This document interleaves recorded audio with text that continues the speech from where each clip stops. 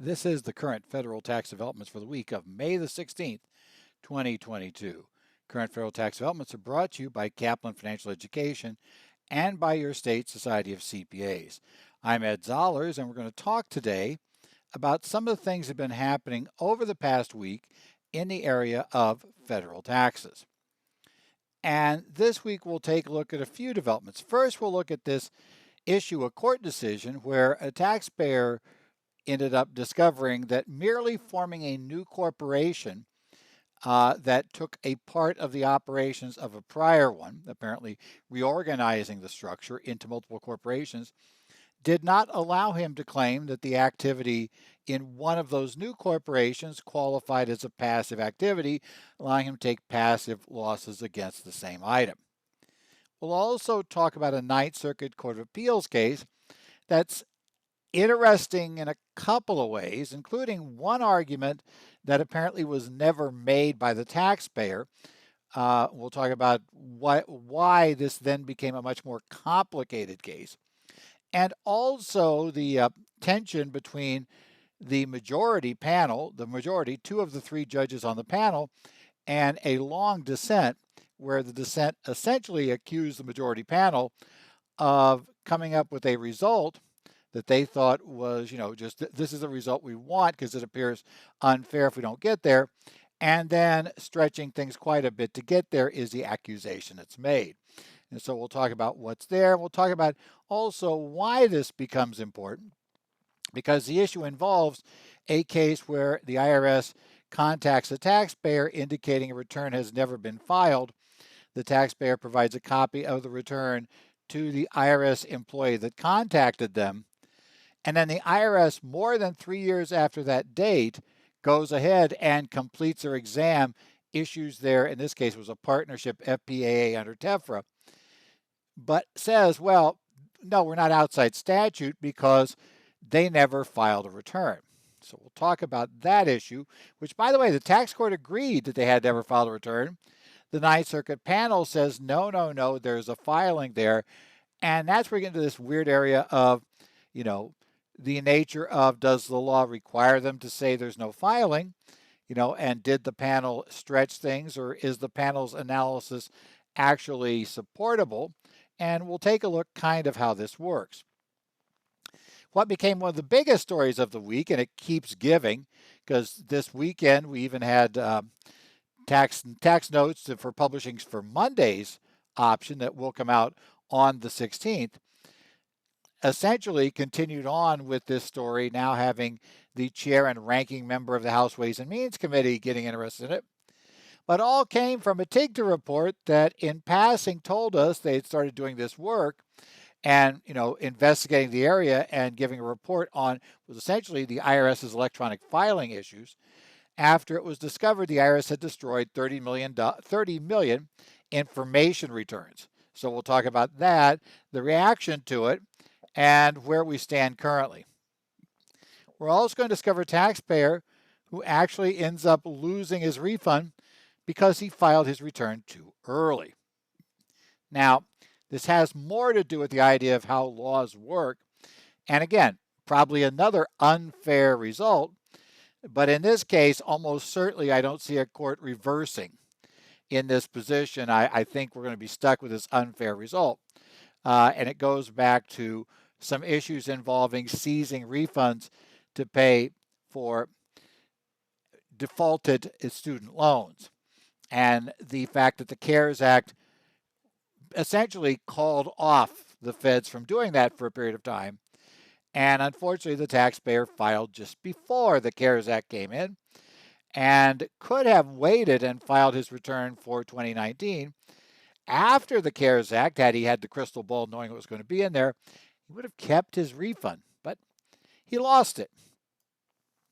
Finally, we're going to take a look at a taxpayer who claimed that, yes, she had signed an extension of time for the IRS to assess tax during the examination in question that had finished. She was at the appellate conferee. She had not yet provided, at least the IRS says, she had not yet provided information. She still had information to provide. She hadn't done so by the date she had told them they were going to do so. But in any event, at that point, then the IRS, had the extension of time, and she signs it. She claims she signed it under duress. We'll talk about why the court determined that no, it's not. And then also the whole reason of why do we have these situations where the IRS asks the taxpayer to extend the statute. Does the taxpayer have to? And what can the IRS do if the taxpayer decides not to do that? And at what point does the IRS communicating what they could do cross the line from merely providing information to effectively putting a taxpayer under duress? And so we'll talk about that as well.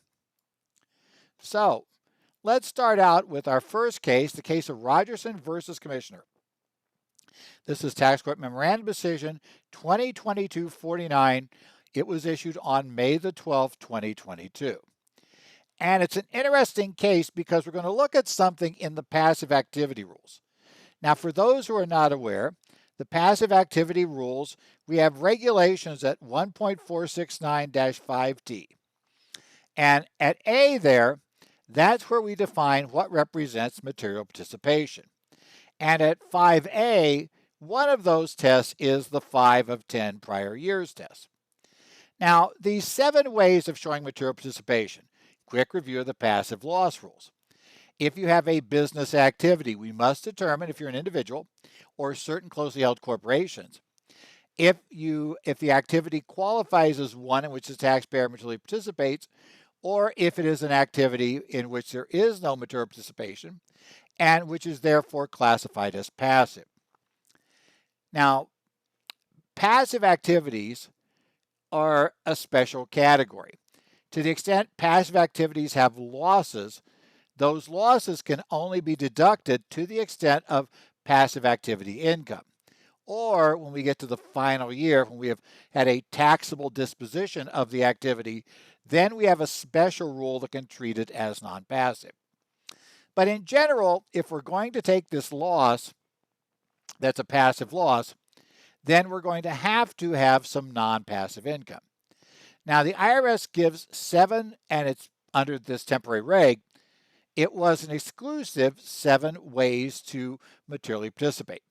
And those ways, quick review, if you have more than 500 hours in the activity, if you do everything necessary for the activity, if you did more than 100 hours and you have more hours of material participation than anybody else in the activity, under the significant participation activity test, and SPAs are interesting. You take all of your activities which you have not qualified under any of the other 6 tests as materially participating, in which you have at least 100 hours in that activity. So you take those at least 100-hour activities that aren't otherwise materially participating. You add up your hours there. If the total hours in all of those significant participation activities is more than 500, then you materially participate in them all. If the hours are less than 500, then you end up not materially participating in any of them. That's that math on that one. Now, those first 4 are meant to prevent taxpayers from essentially being able to claim material participation activity that they're really not involved in. So that would, in that case, they might be claiming that in order to be able to take a loss from this activity against all of their other income. So the first 4 are meant to block passive losses. That was the primary goal of the service in issuing them. The next 2, which if you have 5, if you materially participated in 5 of the previous 10 years in the activity, ignoring this test, then you will be deemed to participate in the activity in the current year. Okay. That's going to be the one we're going to look at today. The other one that was in this special category, which are meant to stop you from making something into passive income that you really had materially participated in, is if it is certain personal service operations, which would include accounting and being an attorney. If you materially participated in any 3 prior years, no matter when, anytime in the past, in this activity, then it will always be considered to be a material participation activity for the taxpayer. And then finally, category 7 is the facts and circumstances test. And under that test, you have to have at least 100 hours in the activity, and then we use generic facts and circumstances to test this. The one we're going to look at today is the special rule material participation test, 5 of the prior 10 years. Now, since that was meant to stop you from taking something that was not passive in, that you had materially participated in the past, and now reducing your hours in it, but still having a flow of income like when you retire, but you still hold your S shares, for preventing you from using that flow of income to allow you to deduct these other passive losses you might have accumulated. So in this case, we have the 5 of the prior 10 years test. Mechanically, what this really means is you're going to have to wait until we get, a number of years out to push. So we only have 4 years of material participation in the prior 10 years. So essentially, I got to wait until my 6th year after leaving in order to get us down to those 4 years only of prior material participation. So I have a nice long wait period.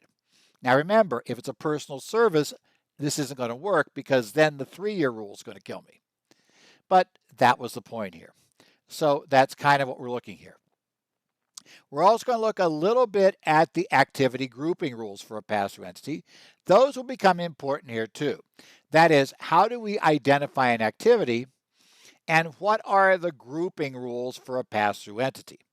Those will become part of this. Now, in this particular fact pattern, we have a taxpayer who is involved in aerospace, engineering, designing products for use in the aerospace industry. And he'd successfully run this S corporation that had a lot of different product lines and operations. It had been running for 40 years, and he had been involved in it. There was no question. It ran like that. Now, apparently, he had some items that generated passive losses. And at some point, it was determined, and we don't know if this is solely to get the passive loss issue cleared up, but certainly it was part of what his CPA wanted to use it for. We ended up splitting our corporation into 3 pieces. Now, under the reorganization provisions, that's not that difficult to do, to be able to divide this up into 3, especially because we have long-term, we've been in these businesses for years, so we're dividing ourselves up into 3 separate corporations. So it was 1 S Corp before, becomes 3, and he holds them each. So he holds the shares directly in each. This is not a subsidiary structure, etc. We have 3 different S corporations. So one of those S corporations, that's the one we're going to worry about here today, is the one that handled the analog, analog items, analog, instruments, things like that, analog products they produced. And this was known as RAEG. It's got a full name in there that's obviously got Mr. Rogerson's name in it. But RAEG produced analog items. This was one of what became 3 S corporations that came out of the old structure. Okay, so this year, let's take a look. In this case, in the prior year, we had 1 S corporation. The analog product lines were in there, and Mr. Rogerson actively participated in that, materially participated, and he had done so for decades. Now, this year, we have these 3 corporations, and we're going to argue that he really didn't have much to do with this other corporation, so we can claim it as a passive loss. It's pretty clear from reading this and the position taken in the case that his CPA tax advisor was paying a lot of attention to the hours, but only the hours in the current year. I'm not sure if he wasn't aware of the 5 of 10 test, or he thought it was invalid. I think it seems like they're kind of surprised by it, so I'm guessing that the advisor just was unaware of the 5 of 10 test. That was going to cause a problem in this scenario, in this case. So they examined the return for Mr. Rogerson. They take a look at his return. The IRS says, well, wait, this is actually a continuation of the activity that was back in that old single S corporation from last year. It's still an activity, just came out of that. And because of that, and the way the regulations are written, you have to count that in the 5 of 10 rule. So even if you otherwise have no hours in this activity, it doesn't really matter because essentially you're in the 5 of 10 test, and you're going to have to wait until you get, in essence, 6 years in there, the 6th year in there, of after you retired or after you left, before you're going to be able to argue based solely on current year hours. And that is the IRS position in this case. Okay. Now, the tax court agreed with the IRS in this case, and the reason is pretty simple, right? The analog product lines had existed in prior years as part of the material participation group. When you have an S corporation or a partnership, first rule is they have to identify their activities. Okay? And if they don't separate out activities, then the taxpayer is not allowed to do so. And eventually in the regulations, the IRS came along and provided that if we do somehow divide this so that now we've somehow spun things out and we get this part of what we used to, it was a major part of what we did in the prior entity, is now being continued, that's still going to count as part of the 5 of 10 test. If we materially participated in the predecessor, will still count for this purpose. So the analog line had been there all those years, and he tried to argue, well, yeah, it was in there, but I never did anything with the analog lines in the S corp. Here's a problem. Under the regulations, that's not going to cut it. The problem is, per the regulations, let's assume for the moment he's correct about this, and there is evidence offered at trial that suggests that, in fact, he probably materially participates even today using current hours, but we'll ignore that. Even if we accept that he is not, that he never had anything to do with the analog lines, the problem is that the old S corporation had to, in the first year available, separately identified that activity as a separate activity. In essence, put out at least 2 activities, the analog product lines and everything else, and have consistently reported those as separate activities. Since the S corporation decided not to do that work, and it's going to be true if they had no clue that that was a decision they could have made. But since they didn't do it, we are stuck now with all of that, everything that S corporation did being a single set of activities, and he materially participates by looking at his work inside anything in there. If we get over that limit, then he materially participates, and that has been his position on the returns for a number of years. So the hitch is he had been materially participating. Now, they tried to argue a case we discussed a few years ago here, the Hardy case. If you remember the Hardy case, it was a surgeon who had invested in a partnership that was essentially a surgery center, and some of Dr. Hardy's surgeries took place in the surgery center. Now, the catch there became that he had been reporting for years, the doctor, his partnerships has essentially material participation. He had materially participated in the partnership for a number of years. And the IRS attempted to claim, well, see, here's the catch. He did that because the prior CPA, in this case, because the new CPA came and changed it, and that's how we ended up in court. But the prior CPA had apparently decided that since he was doing surgeries in there as part of his surgical practice, that somehow made it materially participate. We don't know why. But so the taxpayer tried to say, well, this is just like Hardy. And you allowed Dr. Hardy to treat the surgery center income as passive activity income, saying he never really materially participated in the surgery center, despite previously treating everything as material participation. And the tax court properly pointed out that the key difference here is this wasn't one entity that had Dr. Hardy's all income. It wasn't like his medical practice also included the surgery center. Rather, they said the IRS had tried to argue there was an implied grouping. And the court said there are no such things as implied groupings. But there is an implied grouping in the context of a single entity, right? The regs are very clear there that we have to separate the two. Dr. Hardy had two different entities in which these two activities took place, and therefore when the court ruled that they had been wrong forever and the Surgeon Center activity was truly passive, that's fine. He had never grouped it with something that we were testing the group as a whole. Had he ever truly grouped the Surgeon Center with his medical practice, yes, he would have been in trouble. But that's not what Dr. Hardy did. In this case, they did do the grouping because the S Corporation didn't take the time to segregate out analog products. That was going to be a key issue. Now, okay, under the regs, the taxpayer is dead to rights. There's no option, right? They cannot win under the regs, and that's very clear. Look at the regs. It's pretty clear this isn't going to work. So now they tried a secondary approach to save this. They're going to say, well, the problem is that the regulations themselves, we believe they're invalid.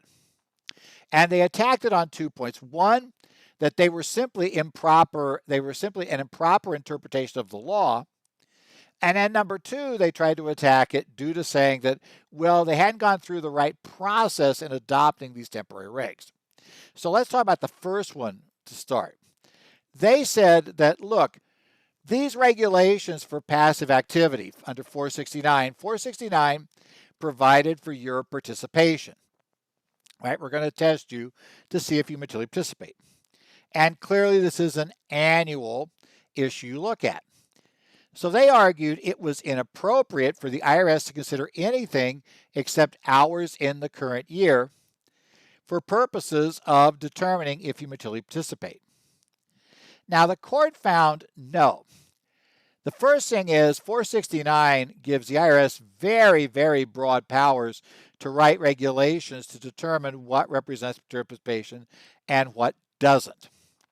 Right? These were in 1986. They were put together as part of the 86 Tax Act, is where 469 came in.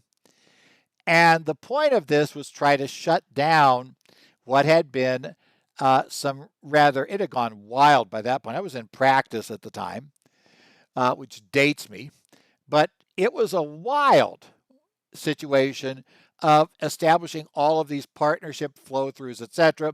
They had tried the at-risk rules to shut them down, and that was a total failure. So they came in with this broad thing and gave the IRS the directive to essentially write regs to shut this down. The court found that nowhere did Congress ever say the test was going to be purely an annual, based only on annual hours to determine participation. The IRS had the right to define it. So the court found that there is nothing in here that suggests that this is beyond what Congress would have deemed acceptable or beyond what Congress wrote. Again, that's really the main thing we're looking at here is the regs as written, or not the regs, but the law as written, seem to give the IRS a lot of power here. So the court said, now we're not buying the theory that the regs themselves are invalid. Now, the other one, though, was a little more interesting. They tried to argue under the Administrative Procedures Act that these temporary regulations had not been properly, sufficient notice and other steps had not been properly fulfilled. And the court even found this as interesting, right? In essence, they found this as interesting, saying, well, in that case, let me go ahead and, give myself the right thing here. If you're on the screen, I'm having a little fun with this. As I get myself back to there we go, right? So they said, well, in this case, okay, maybe there's a problem here and these temp regs shouldn't count as enacted. Okay, we're not going to say they shouldn't. The court didn't even address the question of whether or not the Administrative Procedures Act violation was bad enough that the IRS, essentially had invalid regs. They didn't rule that was true, but they certainly didn't go anywhere near saying that wasn't the case. However, they said, here's your problem, taxpayer. You have to throw out all of the temporary reg that was put in via that mechanism.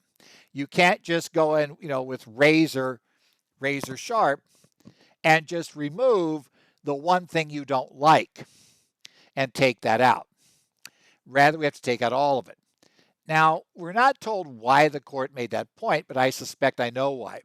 My guess is they were relying on if that one wasn't there, they're going to try to raise the argument the taxpayer didn't have 100 hours in the activity. And without 100 hours, if they don't do everything required in the activity, which he clearly didn't, a whole bunch of other people were involved in this business. If he didn't have at least 100 hours, he really couldn't qualify under anything except personal service, and this isn't personal service, so he wouldn't have qualified under the regulations. This was the only way that they could trip him up if he had less than 100 hours. I suspect, though, now that would have then got you to a long argument of did he stay below 100 hours? Well, the court wasn't going to go there. Rather, the court said, so we get rid of all of those, ignore everything the IRS told us there, and just take a look at the law itself, which essentially talks about you have regular continuous activities. And they said, and using that solely as what we work from, and the IRS, and we're in this theoretical world where there's no IRS other guidance, you're going to say, look, we know you were deeply involved in this. You met with management constantly.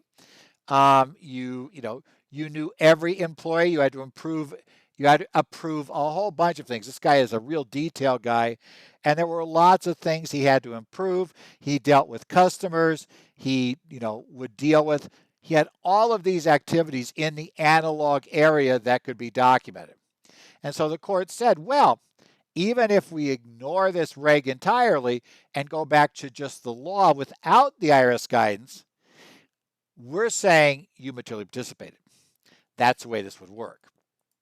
So unfortunately, he didn't win there. As I say, I seriously suspect they were trying to rely on other part of the regs that was no longer around, but didn't work. So end of the day, taxpayer materially participated, and as such, he could not use the income from the analog division to allow him to deduct passive losses. Now, there's another part of the case that deals with his yachts, which were found to be passive, and they did lose money. So that was more of an issue. One thing to note here, though, is the taxpayer, even though he got hit with a pretty big tax bill at the end of this, he did not get hit with penalties. The court found that he had relied on the CPA. And in order for this to work, the way the tax court looks at this, the CPA testified, and the CPA talked about what he had done, talked about the information he'd requested, what had been provided to him, and what he had got and what he had advised him. Now, as I said, it seems pretty clear the CPA had not considered the 5 of 10 test. I think he believed that having a new entity got rid of that problem. He didn't go through the regs in detail and find, we don't know for sure, but it seems very likely that was the problem. Okay. Is that advice erroneous? Yeah, he probably should have told the client they were violating a reg. But again, do people make mistakes? Any of us can make that mistake? Yes. But because the CPA came forward and admitted that, the taxpayer was not penalized. So arguably, he didn't save the taxes he thought he was going to save, but he's also no worse off than he should have been. It wasn't as if the CPAs advised him damaged him in any extent except potentially for the penalties and maybe interest. Now, we'll see whether there's some movement against him for the interest, but basically, yeah, it was a good example of how the interest part of this, or how we look at this sort of thing from the standpoint of good or bad advice, and using advice to get out of penalties. Next up, Seaview Trading. Now, this is an interesting case. It's a Ninth Circuit case, number 20-72416. May 11th, this got released. And this looks at the statute of limitations for the IRS to issue a final partnership administrative adjustment request under the old TEFRA rules, but the basic concept will apply with any sort of IRS exam situation. In order to start the statute, we're all used to this, right? If you don't never file a tax return, the statute never starts. So that's the number one rule. Now, the question we have to decide here is, what is filing a tax return? Now, the regulations, the Congress does grant the IRS the right to write regulations to determine what is a filing. And the regulations for a partnership tell us that is supposed to be filed on time, right, at the office designated by the IRS in the instructions, right? You file the return there. Now, in this case, we've got to look at what that may mean, right? The taxpayer had the 2001 return as the one under consideration. Now, that return, the taxpayer believed they had filed in July of 22, or 2002, not 22. Got to remember, going back 20 years. This has been around for a while. So the taxpayer believed in July of 2002, the taxpayer had filed the tax returns for this entity. Now, based on that filing, right, it would have meant the statute would have closed in July of 2005. But later in 2005, after more than 3 years after that filing date, the taxpayer was contacted by an IRS agent who had been looking at their personal returns and indicated that the IRS didn't show a record that this partnership had ever filed a return. In response to that, the CPA who had handled Seaview provided the IRS with a signed copy of the return as well as a certified mail receipt. Now, that receipt is one of those things. It was the old Hound of the Baskervilles, Sherlock Holmes novel, where the issue was the dog in the night, and Watson says, but the dog didn't bark in the night. And, Holmes said, that's the key. Well, we're going to have an issue here because that certified mail receipt should have made this a quick and easy case for the taxpayer to win. But we never actually see that used. So it's an interesting issue, and we'll deal with that. We don't know for sure why it wasn't, but we probably should think about why it wouldn't have been used. I think that's important to understand. So provided the agent with that signed copy and receipt. Okay, great. Now, here's what's interesting. The agent now has a copy of a return the taxpayer said was filed more than 3 years ago, right? There's a certified mail receipt. In theory, the agent looking at that and the IRS looking at it would believe they're too late to challenge anything on the partnership return.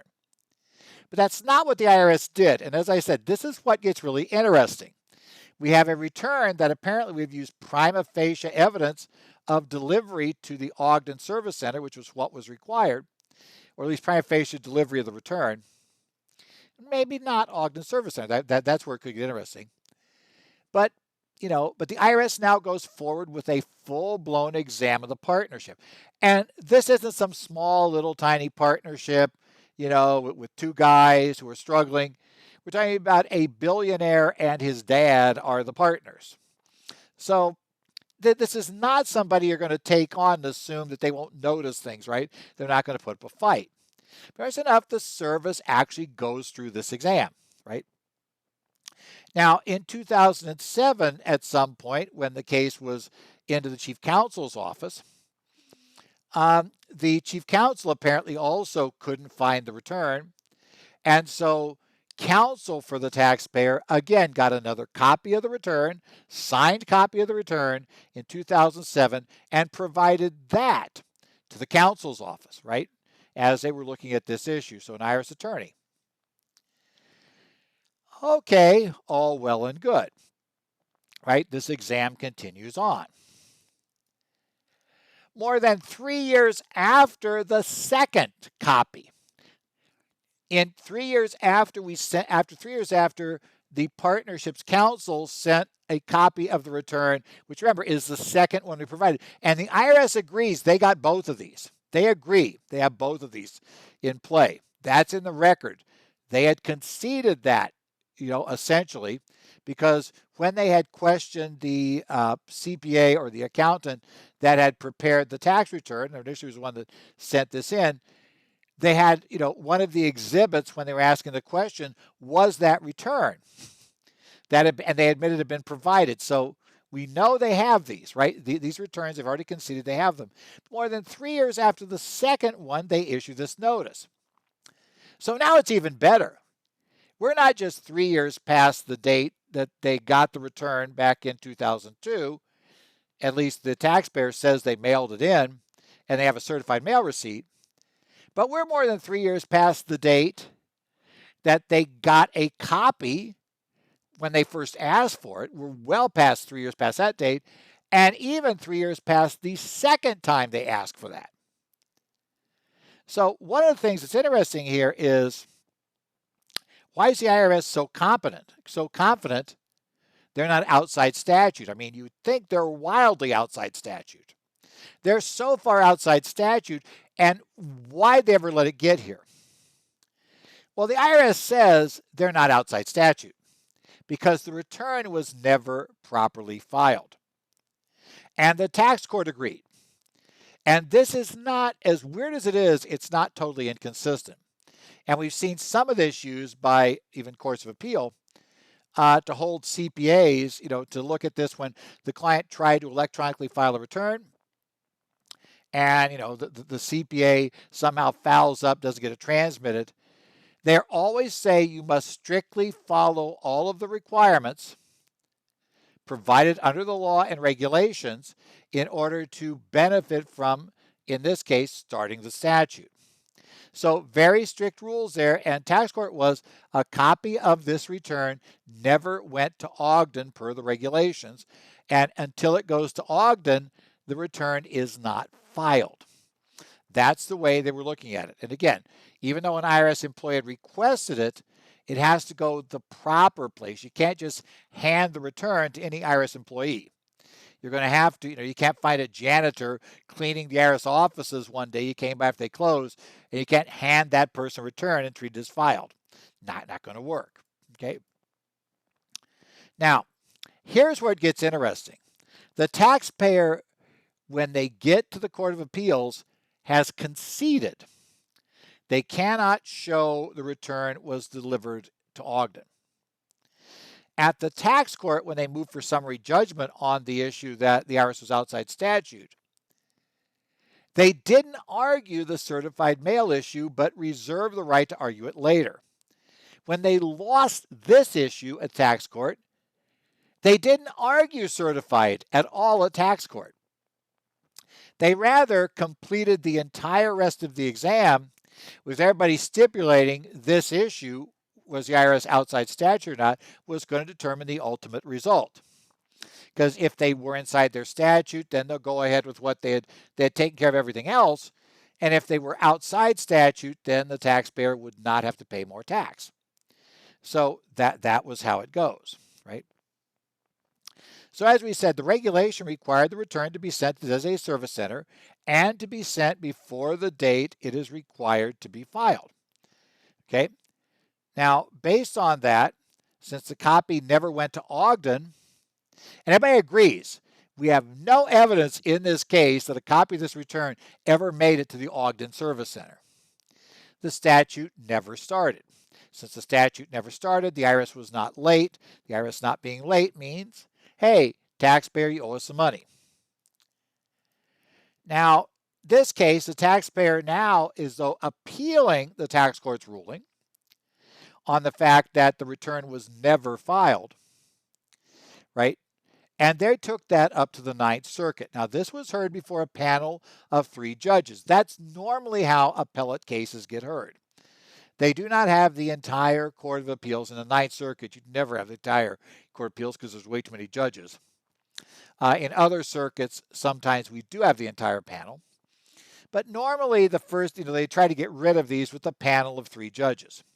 In this case, we have a panel of 3 judges. Now,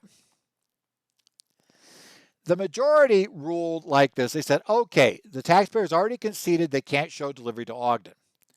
As such, the taxpayer cannot show that there was a timely filing because they don't meet the requirements. For a timely filed return, To count, it's got to go to Ogden and be before the due date in question, be wherever it's specified to go to, in this case Ogden, and it has to be before the due date.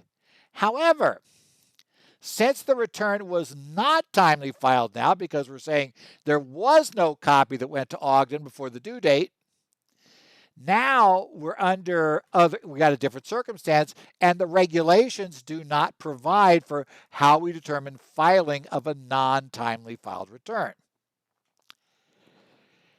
Since no regulations describe how to file a non-timely filed return, they held that we're going to use like a general definition. So when we handed the return to the IRS agent that first time, that amounted to the date the return was filing under the plain meaning of the term. I do think we're stretching things here. And by the way, this is what generates a 50-page dissent, where fundamentally the dissent's going to argue that under these rules, you literally could just wait till the day after the due date of the return, and then you could file it by handing a return to any IRS employee you wanted to under this definition. It's not quite. I think the majority would argue they're not quite that wild. But in theory, it would open up the option to, if I have a return that I just don't want the IRS to really look at in any detail, I really, I'm doing something, I don't want it to come up. So I want the statute to run out on this and the IRS just never see it. Maybe I let the statute tick a day extra. So I get to March 16th, don't file for the extension.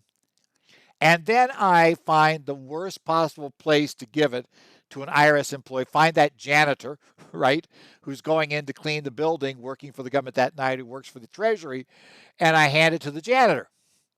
Probably says, I don't know what to do with this, and puts it in the trash and gets rid of it. But having done that, then I've triggered the filing. Hey, and the 3-year statute runs out and the service never sees it. I'm not sure that stands up in this view, but I think the problem is they kind of have ruled that if you do it outside the due date, there are no rules. Needless to say, the dissenting judge, she wasn't thrilled with that view, right? Her long dissent tears into the majority's logic, right? And she specifically points out, if you read this opinion, the very beginning of the opinion discusses, as she said, she says, look, they come up with what she'll concede is a totally unfair and weird result would occur. That the IRS, that you're a taxpayer, you believed you'd filed your return. IRS agent contacts, say, hey guys, we don't have any copies of your return ever being filed. Can you give me a copy? And, and they were saying, can you imagine after that, the IRS then contends after you gave them a copy they asked for, that you'd never sent them a copy. Essentially, you'd never filed the return. And she said, because they wanted the result, they didn't want the result there, they essentially ignored the law to build the result. And, her theory is that's legislating from the bench. I think that's somewhat true, but I also understand how absurd the other result is. So we're there. But it does seem like the opinion would support an idea that as long as you don't file on time, there aren't any rules, is kind of and that is what I get from the opinion. As long as you don't file on time, there are no rules. They didn't write it in some way. And she does make a point. They could have tried things like promissory estoppel. But she said, but they never demonstrated the requirements there, where because nobody ever claimed the IRS told them that by handing it to the agent, that would be a filing. Now, the majority does point out the IRS has internal memos that suggest it's better, you should ask it to be filed with the agent, you should insist the taxpayer does that, etc. But I think in this case, they couldn't actually show that had happened, that anybody had ever said this would be a filing. When you gave it to the agent, everybody just kind of worked on assuming that. So I understand why they wanted this result. But honestly, they probably should have gotten at least a little more creative in determining why this result was there. I mean, do I have specifically emphasized that this only works if the IRS had specifically asked for the return, not by handing it to any random IRS employee? Because unfortunately, as written, yes, the opinion does seem to suggest that, you're past the due date, you can give it to anybody. Just walk up to anybody who works for the Treasury and just hand it to them. Just have them do that. You'll be great. Yeah, that probably doesn't. But here's the real question I think you and a lot of I had, and I think you would have or should. Why did we get here? We have a return that apparently was filed by mail, and certified mail receipt was kept. Now, under the regulations, that's an interesting issue. Because remember, we're told that they conceded they couldn't show that this item had actually been delivered to the Ogden Service Center. But if you look at the regulations in the article, we take you directly there. As long as you have the following things, and I think that this is where it gets more interesting. If you have a certified mail receipt, right, on which a postmark is applied by a U.S. Postal Service employee, and the envelope that was sent by certified mail is properly addressed to where you're supposed to send it, that's considered prima facie evidence of actual delivery of that document to the office to which it was addressed. Now, with that, it is considered interesting. They're conceding they couldn't show delivery to Ogden, which means there's a problem with the certified mail receipt somewhere. And I suspect that's the issue. Remember, a few things have to be done. We have to have a receipt stamped by a U.S. Postal Service employee. While we're told this is a certified mail receipt, we're never really told it's a Postal Service one. There's a case number years ago where somebody went to a UPS store and had just a plain receipt from the guy behind the counter at the UPS store. And yes, they'll certify mail things for you. But what they do, and as we discover in this case, is, in essence, they send somebody from the office, somewhere before the post office closes, they send somebody down with their certified mail, and they have it done on that date. Okay? So and the problem is, in the case really went bad for the taxpayer, that particular date turned out to be, they didn't get it done that day, it was the next day. Again, we don't know, but that's a possibility. There must be a timely postmark. Is it possible that somehow the receipt didn't get stamped? That's possible.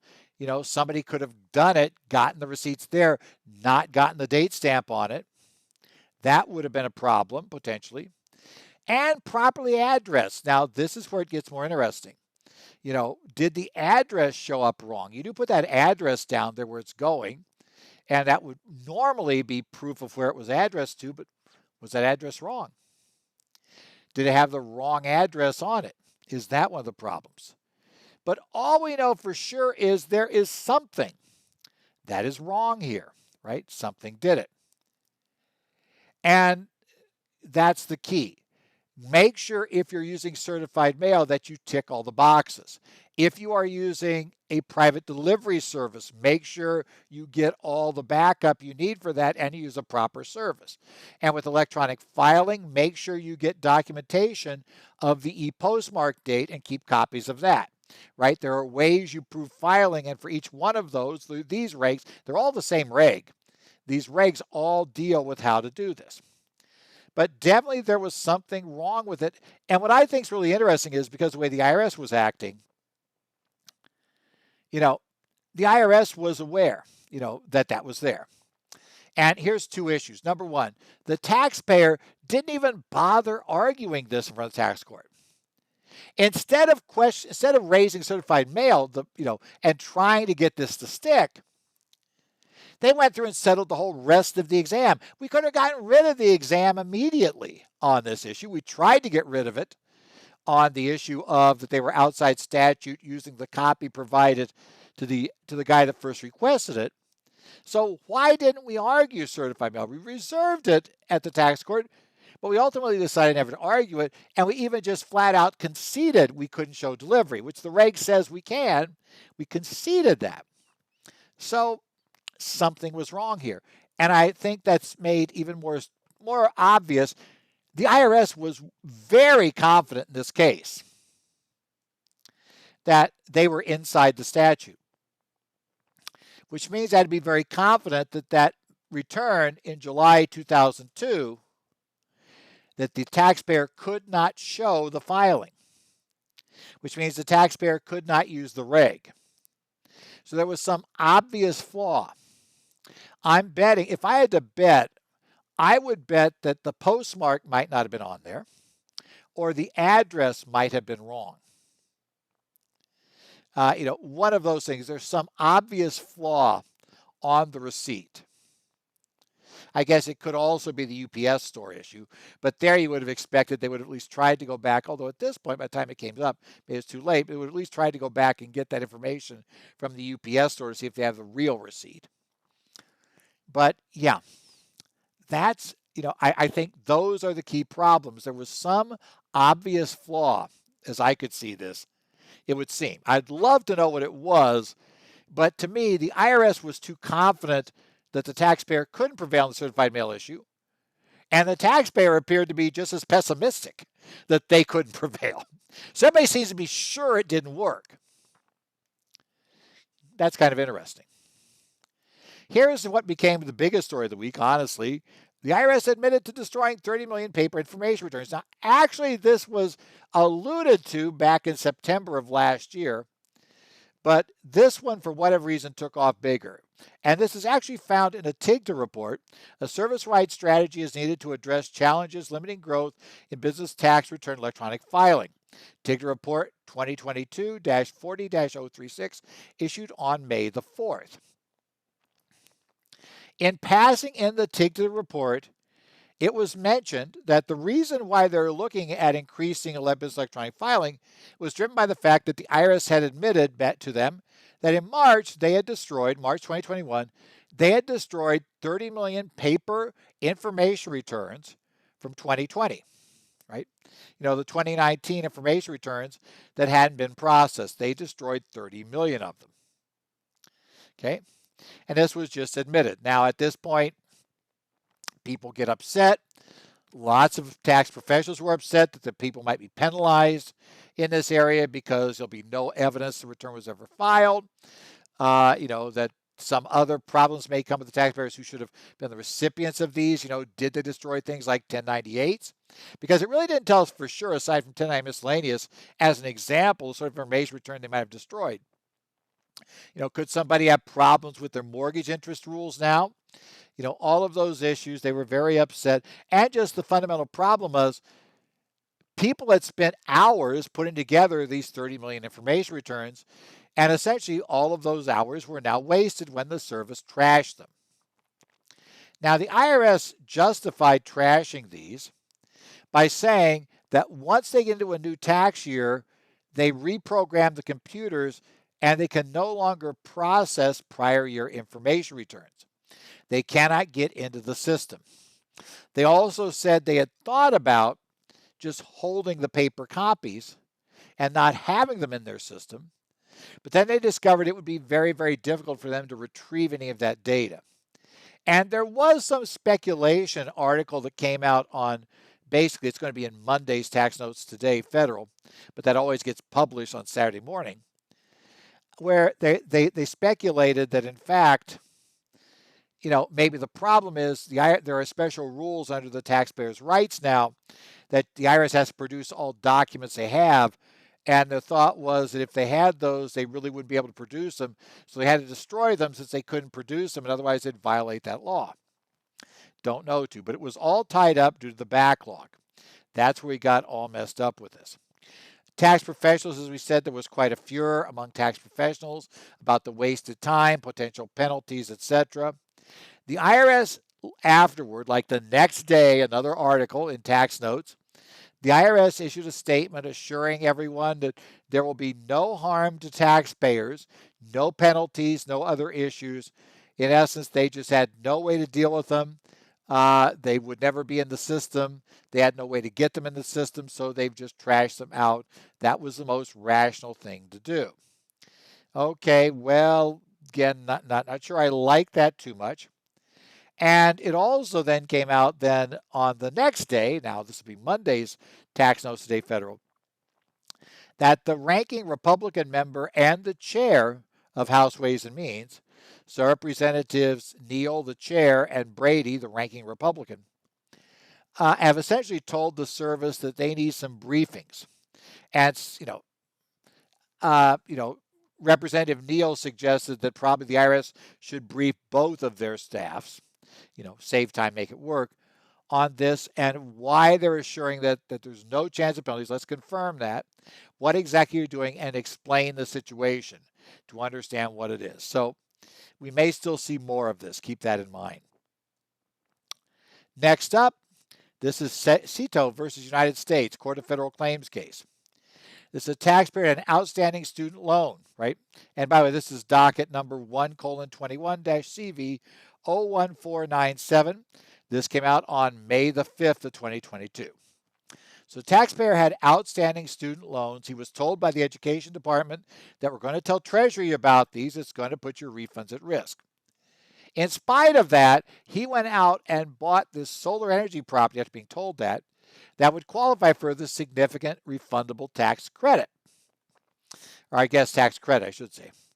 So he had this nice big tax credit, and as part of the financing of the solar information, he had to make a big lump sum payment by a certain date to get the balance down below a certain level, or his monthly payments would increase. So the idea was you could use that credit, use that to pay it down, or use that to do most of the pay down, and that would enable you to keep this nice low monthly payment. They would cover it for that long.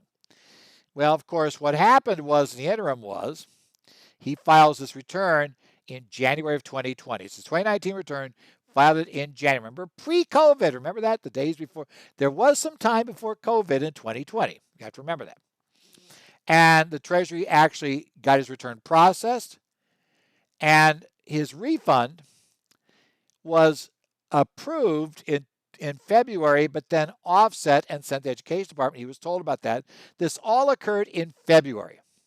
February, we had heard of COVID, right? But so far, we weren't really doing much of anything, right? So nothing much had happened, no special relief. There's the offset. On March 27th of 2020, the CARES Act was signed into law by the president, and there was a provision that would suspend student loan offsets through September 2020. Now, the taxpayer in this case says, hey, wait a minute. Right. I should be able, you can't do that because look, March 27th, had I just filed my return after that date, it wouldn't have been offset. So, I should be able to get it back. The Court of Claims found that there's nothing in the law that said it was retroactive. The CARES Act did not have retroactivity, right? So while it might seem unfair that his 2019 refund got taken, while it wouldn't have been had he, filed his return the 1st of April, life's unfair, man. You got to learn to live with that. It's unfair. The funds that were seized in February 2020 did not have to be returned by the government, right? Okay. That's true even though, had he filed the return later, he would have been given the entire refund. Court's theory is Congress has to tell us if a provision is retroactive. The law didn't say when this offset had to stop. So, the panel says, well, we would presume that it's effective as of the date of enactment, March 27th, which was over a month after they took your money. So sorry, you're too late, right? Don't come to us, doesn't help. Finally, this week, we'll take a look at the case of Everett versus Commissioner. Tax Court Memorandum Decision 2022-48. This is May 9th. Now, if you've ever been in an IRS exam, the IRS regularly asks taxpayers for consent to extend the statute of limitations, right? If we get within a few months of the end of the statute, wherever that is in the exam, could be an exam, could be an appeals, but anytime before the 90-day letter is issued, right, the notice of deficiency kicks out, we are, they'll come back and want you to extend the statute, right? Now, in this particular case, the exam had finished for this woman, but she basically had asked for an appellate conference, and they'd had one, right? Now, she had a conference, and she promised actually at the conference to the appellate conferee says, okay, I understand what you said so far, this, but I need the following additional information to rule on your request for me to change what happened in exam. And she said she would provide him with that detail by the end of the week. This is early in July. Well, by the end of July 2018, she had not provided that information to the IRS appellate conferee. Now, the conferee gets a list of upcoming statutes when something gets within 9 months. And apparently she had come on that list now on this return. So he contacted her. She hadn't sent him anything back in yet, so he knew he was still waiting on that. So he prepared the letter to ask her to please sign the statute, right? Sign the statute, etc., right? He pointed out that because they were coming up on that date, that they would be unable to complete the appellate conference in time. And if she, if she wants to, she doesn't have to extend, but if she doesn't extend, then they're generally going to go forward based on the exam results. And that's going to be how we're going to issue this. It'll go straight to the 90-day letter. And at that point, she's either going to have to pay up or go to tax court. That'll be her options. Well, she basically very quickly turns around and sends the extension back in. However, she still didn't really provide the details. Went on for a while.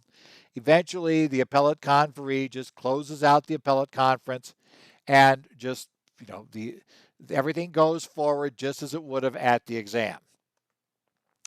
Now, the taxpayer now is in tax court and arguing that, well, she shouldn't be held for having signed that document because she claimed it was signed under duress.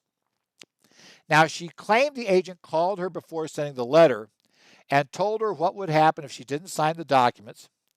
And she claimed she'd also had given the agent the documents. Now, the agent very specifically testifies to the contrary. He denied ever making a call to her or ever having received the documents. Now we have a very straightforward he said, she said. Okay. But let's talk about what can the IRS tell you at this case. It is fine for the IRS to tell you that because we're approaching the statute, if you don't consent to extend, then the service will have to take the steps to preserve its rights, which means it will issue the assessment, right?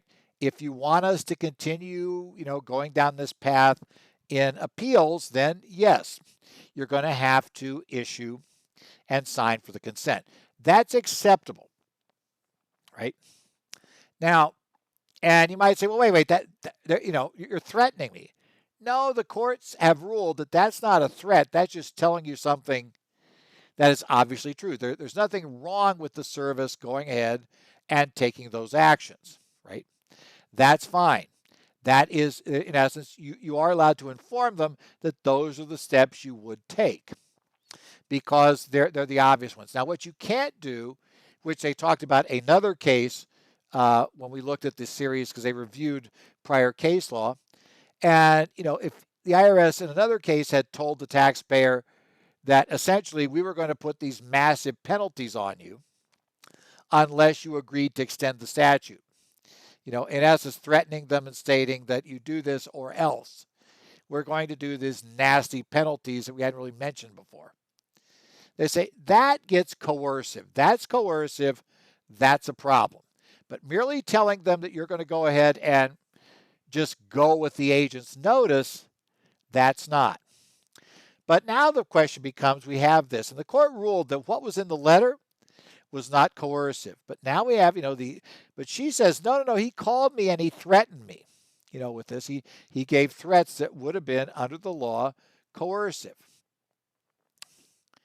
Now it becomes a he said, she said problem. And now it goes to credibility.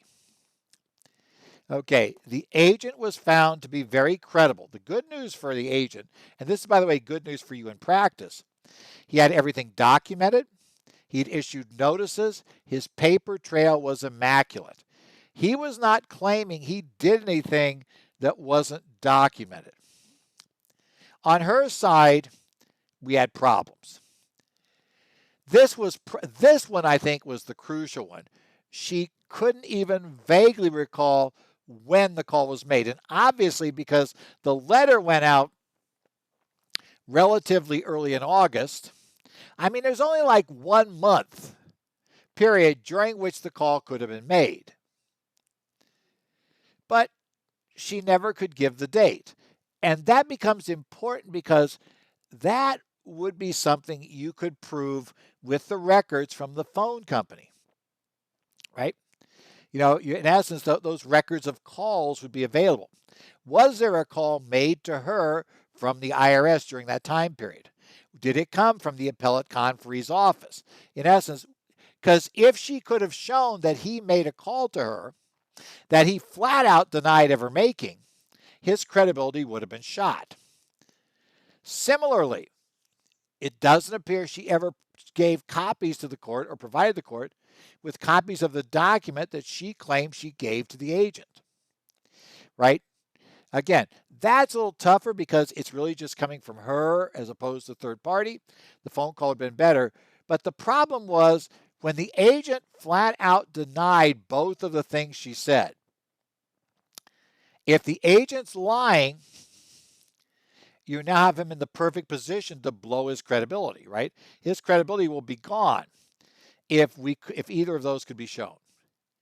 But the fact that he held his ground, said none of that happened, and now she's the one who can't come up with anything that could even vaguely do this and suggest this. It's, suggests that he was lying about this, aside her claim he was, but she couldn't recall anything. It's like, yeah, we're going to take his word for it at this point. You should have been able to prove the case better than that. And that's the problem. Well, this has been the current federal tax developments for the week of May the 16th, 2022. Current federal tax developments, as always, is brought to you by Kaplan Financial Education and your state societies. I will be taking a look on the Connect sites for Arizona, New Jersey, Illinois, Minnesota, Washington, and also if something gets posted on Idaho's site, I'll take a look there. So you can go there. Look forward to talking to you guys next week. We'll see what comes up, anything new, see what goes up in taxes. Hey, don't forget, May the 16th is the date for your 990 extension, the fun things for not-for-profit. So hopefully you got all that taken care of. And we'll talk to you next week with more things happening here on current federal tax developments.